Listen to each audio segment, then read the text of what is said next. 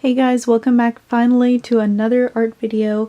This video is going to be really special. I actually finally got my full set of Sennelier oil pastels, so this is the package and I'm going to do an unboxing for you right now. Don't be deceived, it's not a Canon printer, I promise.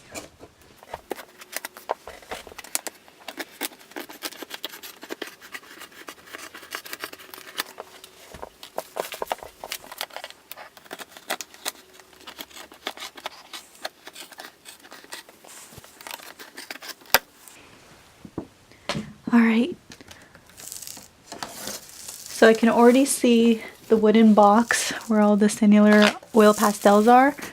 There's a bunch of bubble wrap and also newspaper. Alright, so I'm gonna just first clear this out, show you the box first.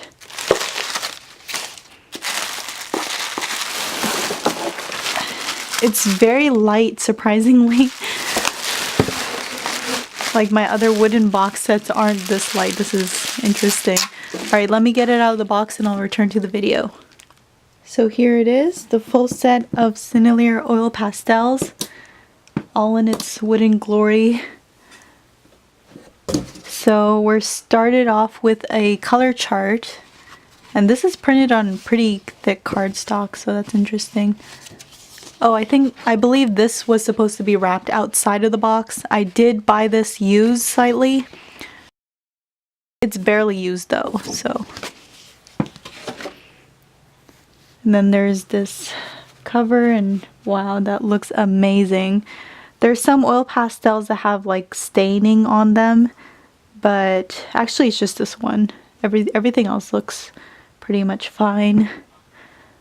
I don't like how the pastel sticks. Oh my goodness. They're sticky. Some of them are really sticky. I don't know why. But anyway, I don't like the size of them. It's really tiny, and especially for artist quality materials, you're paying more than $1 per stick. So I think actually the Caran d'Ache and Holbein, you get a lot more pigment for your money. So that's something that's a little bit disappointing about these Sennelier, but let's bring out my papers and test them out.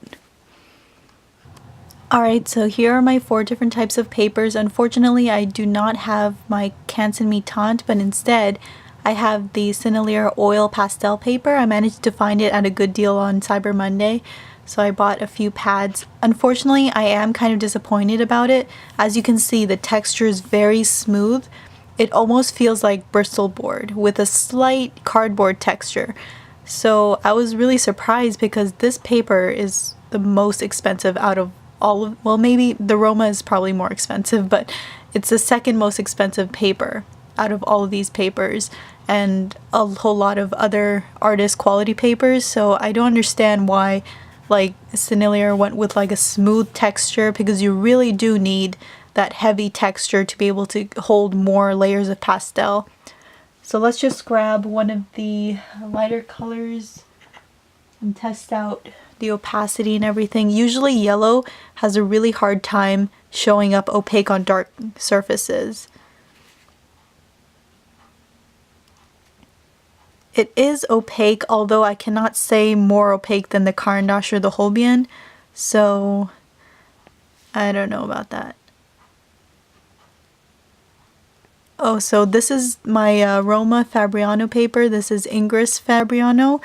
This is Royal Langnickel oil paper, and this is the Sennelier oil pastel paper. And I can say that like really good oily brands like Sennelier and Holbein that make their oil pastels, they work good on almost any surface because of how smooth the oil pastel applies. So for them, really you don't need to like be searching or hunting for a good oil pastel paper, although it does play a part when you're trying to layer like a bunch of layers on top of each other. Then it will work in your favor if your paper has more texture. So now let's try blending.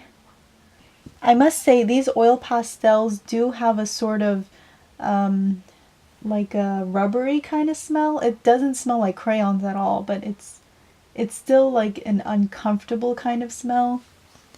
Alright, so I'm going to transition from a dark like aqua to a light powder blue. And I'm starting to really have trouble finding space on all my papers because they got swatches everywhere. Okay, that's interesting. Like the yellow felt really firm, but this color feels like it glides on the paper nicely. So, I mean, I had this problem with all of my oil pastels, my artist quality oil pastels. Like some of them felt more smooth on the paper and some of them more hard, and I was wondering why. And it's because of the pigments. They're mixed with different like substances, and some of them are harder than others. Like this one's really smooth and buttery. Feels amazing. Wow. But the thing I really like about Caran d'Ache is almost all of them run really smooth. There's only a few of them that are hard. Okay, so this set surprisingly comes with, I believe, 10 metallic colors. That's really interesting. That's a whole lot of variety of metallics. So let's just try a couple of them. This one's metallic. It just says iridescent. There's a pigment number, but it doesn't say exactly. Oh, iridescent white right down here. Down here is where they say the pigment. So this one's blue though. Wow, that is very metallic. Very, very sparkly. They all feel kind of sticky. It must be like the greasy quality of Sennelier oil pastels. This one's the iridescent white. This would look amazing on like dark colored papers. Amazing. I can tell you would really be able to see the shine and everything. So now let's see how spreadable these oil pastels are. Just gonna drag my finger down. They spread very, very easily. I would say even easier than the Holbeins. So that's a good touch. Like you won't have to worry about it, the oil pastel clumping up and stuff. But see, there's another reason why I don't like smooth paper to use with oil pastel, because you can see how like the pigment's smearing and it doesn't look that good. You have to cover the entire paper with oil pastel to avoid this kind of smearing effect. But as you can see, the other papers didn't do that. They just grabbed the pigment really evenly. So that's something that Sennelier needs to watch out for. Like I really think they need to change their paper, because this is really bad paper. So here's a look at the 10 iridescent colors, and they look very stunning. Like you can see the shine from quite a distance away. So I really like the packaging as well. I like how the oil pastels are placed really next to each other so that you can easily tell which color you're looking for. And I love the box. Like it's really lightweight and it's easily organized. And yeah, I did also purchase, along with the Sennelier oil pastel paper, around Cyber Monday, I did purchase the full set of Mungyo oil pastels, the artist quality ones. But unfortunately, I wasn't able to record an unboxing of them. I tried with my iPhone, but it didn't turn up that good, and the audio quality for an iPhone is really, really terrible. So now I'm really sorry that like I disappeared for a few months. I actually was planning to like just stop making videos because I got married, and I thought that my life would change and I would start getting a whole lot more busy. But then I noticed like my depression was starting to come back, and I really did want to start making videos again because it keeps me happy. So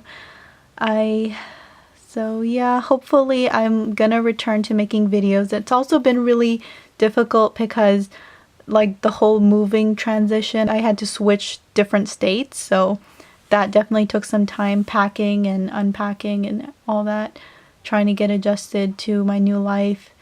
It's taken a while, but I really do want to get back to making videos. I really do miss it. So here's a closer look at the Sennelier oil pastel paper. This drawing I did with the Mungyo Gallery Oil Pastels. Unfortunately, I did leave them in my other state, so they're not here with me right now, but from my experience using them, I kind of think like they're a combination between the Craypas and the Caran d'Ache oil pastels, which is surprising. I did like them. I definitely did like using them. They're just like, they don't really consider as the artist grade because they're not that spreadable, in my opinion, than the Caran d'Ache, the Holbeins, and the Sennelier. So those three are still my top favorite brands, but this is a good enough brand to like practice with. It does spread a little bit, but it mostly stays in place, and it is quite waxy. Not as waxy as like the student grade products, but it is a little bit waxy still. I could feel it. And again, you can see that smearing happening around places, and that's because the oil pastel isn't able to spread well or layer well because there is a lack of texture. And that's another thing I really dislike about this paper. That's one of the worst disadvantages of using this paper. But watercolor works pretty good with it. I noticed like the watercolor paint has a really vivid color on this paper, so that's really interesting, and it doesn't buckle.